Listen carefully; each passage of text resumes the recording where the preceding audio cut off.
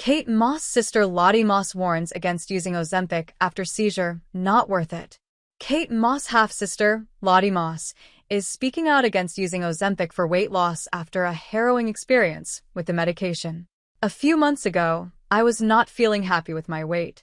I had a friend and she could get it for me and it was kind of below board. I'm not gonna lie, Lottie, 26, said during the Thursday, September 12th episode of her Dream On podcast.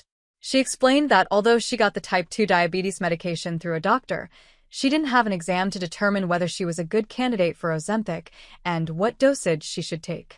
The amount that I was taking was actually meant for people who are 100 kilos, 220 pounds and over, and I'm in the 50s, 110, 130 pounds range, she said. Lottie went on to call taking Ozempic the worst decision she's ever made and cautioned others against using the treatment to shed pounds unless medically necessary.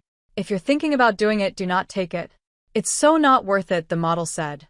I would rather die any day than take that again. It made me feel so nauseous. I've never felt so sick in my life. When Lottie became unable to keep food or water down without vomiting, she realized she needed to go to the hospital.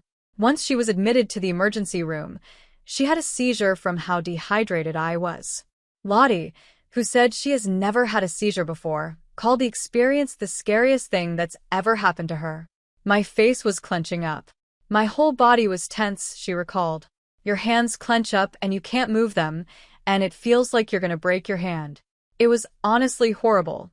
The UK native concluded her horror story by sharing her hope that she can be a lesson to some people that it's so not worth it to use Ozempic if they don't need it. Lottie is not the first star to speak out against the adverse side effects of the drug.